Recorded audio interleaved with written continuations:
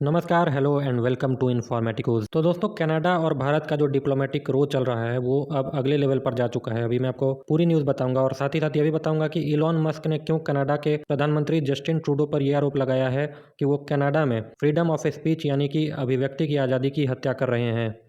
साथ ही साथ इसी वीडियो में यह भी जानने की कोशिश करेंगे कि कनाडा और भारत के डिप्लोमेटिक रो के कारण भारतीय शेयर मार्केट में गिरावट क्यों दर्ज की गई है और इसका दूरगामी परिणाम क्या होने वाला है।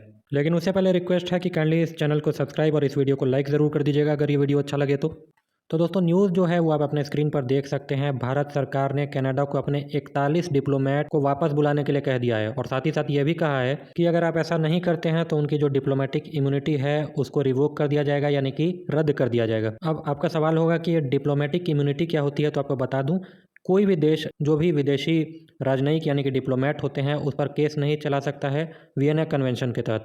भले ही वो जो डिप्लोमेट आपके देश में कोई भी क्राइम कर दे, आप सिर्फ उसको यहाँ से निकाल सकते हैं। उसका जो टर्म है उसको बोलते हैं पर्सोना नॉन ग्रेटा, यानी कि आप उसको अवांछित व्यक्ति घोषित करके अपने देश में वापस भेज सकते हैं। इसके अलावा आपके पास राइट्स नहीं होते। लेकिन इस मामले में भारत सरकार ने कह दिया है अगर आप अपने डिप्लोमेट्स को वापस नहीं बुलाते हैं तो उनकी डिप्लोमेटिक इम्यूनिटी गई समझो, यानी कि उन पर कानूनी कार्रवाई भी भारत करेगा, उनको अरेस्ट भी किया जा सकेगा और उन पर मुकदमा भी चलाया जा सकेगा। खैर, इन सभी मामलों के बीच में एंट्री होती है इलॉन मस्क की। आप सभी को जानते हैं, काफ़ी ज़्यादा इन्फ्लुएंशियल व्यक्ति हैं यूएसए में। ट्विटर, जिसको कि अब x.com के नाम से जाना जाता है, उस पर इलॉन मस्क लिखते हैं कि जस्टिन ट्रूडो ने एक शर्मनाक हरकत की है और उन्होंने क्या किया अभी मैं आपको बताता हूं। लेकिन उससे पहले आप इतना समझ लीजिए कि इलॉन मस्क अमेरिका ही नहीं पूरी दुनिया में काफ़ी ज़्यादा इन्फ्लुएंशियल व्यक्ति हैं। इनके सिर्फ एक आह्वान से पूरी दुनिया के फाइनेंशियल मार्केट में उथल पुथल हो जाती है। तो अब आते हैं कि आखिर जस्टिन ट्रूडो ने ऐसा क्या किया है जिसको कि इलॉन मस्क ने शर्मनाक बताया है। तो एक्चुअली में जस्टिन ट्रूडो ने क्या किया है, उन्होंने एक ऑर्डर पास किया है जिसके तहत कनाडा में कोई भी अगर पॉडकास्ट चला रहा है, जैसे कि अगर आप यूट्यूब पे चला रहे हैं तो आपको रजिस्ट्रेशन कराना पड़ेगा। अब रजिस्ट्रेशन का मतलब आप समझ सकते हैं रेगुलेशन। अगर आप सरकार के अगेंस्ट में कुछ भी बोलेंगे तो आपका रजिस्ट्रेशन हो जाएगा रद्द और आप आगे कुछ नहीं कर पाएंगे।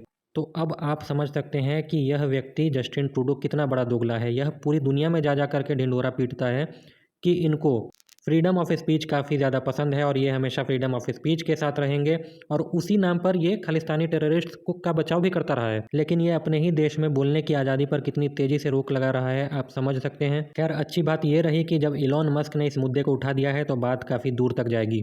अच्छा, अब आते हैं कि भारतीय शेयर बाजार क्यों इतना ज़्यादा गिर रहा है। तो देखिए, इसका सबसे बड़ा कारण ये है कि कनाडा का जो पेंशन फंड है उसका 21 बिलियन डॉलर भारत में लगा हुआ है, मतलब कि भारत के शेयर मार्केट में। इसी कारण से भारतीय और विदेशी निवेशकों में इस बात का डर है कि कहीं कनाडा के पीएम इस हद तक ना पागल हो जाएं कि वो पेंशन फंड के सारे पैसे भारतीय शेयर मार्केट से निकाल करके कहीं और ले जाएं। तो ऐसे में शेयर मार्केट गिर सकता है। तो गिर सकता है सिर्फ इसी एंटिसिपेशन या डर में लोग पैसे निकाल रहे हैं और पहले ही शेयर मार्केट को गिरा रहे हैं। लेकिन घबराने वाली बात बिल्कुल भी नहीं है और मैं ऐसा इसलिए कह रहा हूँ कि भारतीय शेयर मार्केट पूरी दुनिया में सभी शेयर मार्केट को आउट परफॉर्म कर दिया है। मान लीजिए कि कनाडा अपने पेंशन फंड का सारा पैसा भारत से ले भी जाता है तो आप ही सोचिए वो कहाँ लगाएगा। पूरे के पूरे यूरोप और अमेरिका में मंदी आ रखी है, चीन का स्टॉक मार्केट परफॉर्म नहीं कर रहा है। पूरी दुनिया में सिर्फ और सिर्फ भारत ही एक ऐसा स्टॉक मार्केट है जो सबसे ज़्यादा ग्रोथ दे रहा है और इसका कारण सबसे बड़ा यही है कि भारत दुनिया की सबसे तेज़ी से बढ़ती हुई अर्थव्यवस्था है। बाकी सभी बड़ी अर्थव्यवस्थाएं रिसेशन में जा रही हैं। तो अगर कनाडा ये पैसा भारत से निकाल करके डूबती हुई अर्थव्यवस्थाओं में लगाना चाहता है तो लगा ले। कनाडा की पब्लिक ही जस्टिन ट्रूडो को इतने जूते मारेगी कि वो सुधर जाएंगे, क्योंकि लोगों के जब पेंशन फंड का पैसा डूबना शुरू होगा तो आप समझ सकते हैं कनाडा में कैसा कोहराम मचेगा। तो दोस्तों, अब सबसे बड़ा सवाल उठता है कि इस डिप्लोमेटिक टसल से नुकसान सबसे ज़्यादा किसका होगा, भारत का या कनाडा का। तो दुनिया के हर एक्सपर्ट एक ही बात मानते हैं कि कनाडा का भारी नुकसान होगा। इसका दो कारण है कि एक तो भारतीय अर्थव्यवस्था दुनिया की सबसे तेज़ी से बढ़ने वाली अर्थव्यवस्था है। 2040-50 तक हम लोग 40 ट्रिलियन डॉलर की इकोनॉमी होने जा रहे हैं। और दूसरा जो नुकसान होगा वो कनाडा को इसलिए होगा क्योंकि यहाँ से लाखों की संख्या में भारतीय स्टूडेंट कनाडा में जा कर के पढ़ते हैं और वहाँ पर डॉलर में पे करते हैं, जिससे कि कनाडा की अर्थव्यवस्था चलती है, वहाँ के फॉरेक्स रिजर्व बढ़ते हैं और वहाँ की यूनिवर्सिटी चलती है।